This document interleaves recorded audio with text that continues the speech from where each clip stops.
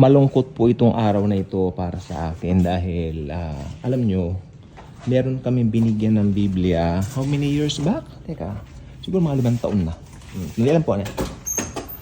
At kanina po nagkausap po kami at deep conversation, sabi niya, namatay daw yung kapatid niya, namatay din daw yung mga ilang kamag-anak niya. Parang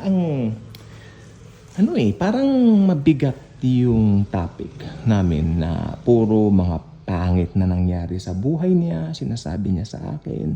Sabi niya, Pastor, bakit po ganito? Ganun, wala man tayong magagawa. Ganun. Sabi ko, importante, binabasa mo yung, kung natatandaan mo, binigyan ka namin ng Biblia. Nagbahay-bahay kami noon. Binabasa mo ba? Tinanong ko, opo, Pastor, binabasa ko. Sabi naman niya sa akin, binabasa daw po niya. Pero bigla niyang isiningit ito. Itong hindi ko nagustuhan po.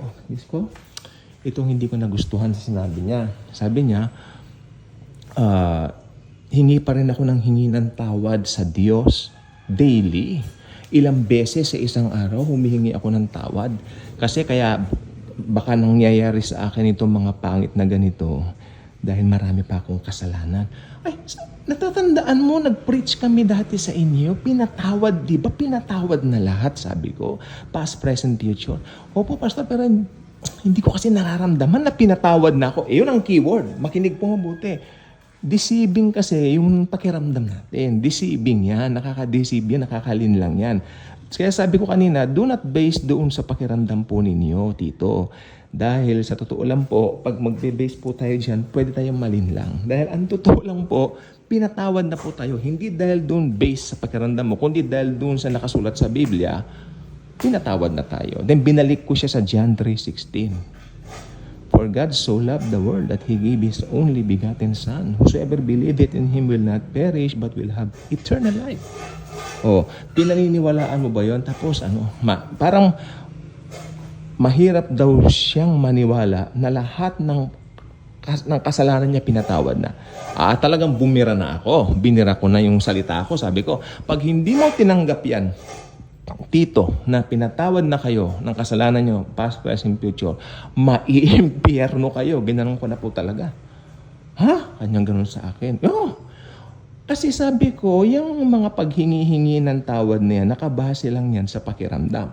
Then I asked him, bago kami mag-depart, mag-iwalay, sabi ko, talaga po bang naniniwala ka na si Jesus lang ang tagapagligtas? Oo naman daw. Naniniwala kang pinatawad na lahat? Hindi nga raw. Yun. So may problema tayo dyan. So sabi ko, ganito na lang, maganda, lumago ka sa panalangin ako sa pagbabasa ng Biblia, pero ako papanalangin kita. Kasi busy po kami kanina, may pinuntahan kami, bali nakausap ko lang naman siya habang daan. So hindi naman po yan, umuulan pa, pangit ang panahon. So sabi ko, I will pray for you, Tito. Don't worry. Pero sana, pag nagbasa ka ng Biblia, especially yung mga sulat ni Pablo, kasi sabi ko, yung mga sulat ni Pablo, applicable sa ating mga Christians ngayon, no? Na, ewan ko nga ba kung Kristyano siya, kasi hindi siya naniniwalang pinatawad na eh. May issue tayo dyan. Malaking issue po yan. Nakakatakot. Malungkot na. Yan. Posible pala na sama sa Bible study namin yan. Maniwala kayo sa akin. Noon, mga 2018, 2019, lagi siyang sumasama sa amin. Karay-karay namin lagi yan. Sumasama yan kahit saan nagba-Bible study kami. Kaya, medyo sa akin. Ano ba, Lord? Siyempre, hindi ko naman question yung effectivity ko as a preacher. Hindi lang naman ako nag-preach. May mga kasama din ako. Nasa kanya yun, di po ba? Ayun ang ko. Sana maano siya kasi kung i-reject mo yung truth na pinatawad ka na, alam niyo po ba pag ni-reject mo yung truth na pinatawad ka na sa lahat ng kasalanan mo, it means that you are not, anong tawag dito? You are not trusting the finished work of Christ. At yan na magdadala sa iyo sa impyerno, ako sa kanya. Kasi sinabi ko, be true, be realistic. Alam mo, ang Christianity, hindi po siya compromising. Hindi naman po religion ng Christianity. This is a relationship sa ating buhay na Diyos na si Jesus Christ. Kaya ito, mga ganito mga pangyayari. Minsan, alam nyo, sabi ko, ano kaya, i-check ko yung mga na-evangelize namin dati. Naniwala kaya sila na pinatawad na sila. Kasi parang parang matamlay na makita mong may mga ganun na comments na mga sinasabi. na hindi sila naniniwalang pinatawad sila. Eh, sabi ko, deceiving po yung pakiramdam.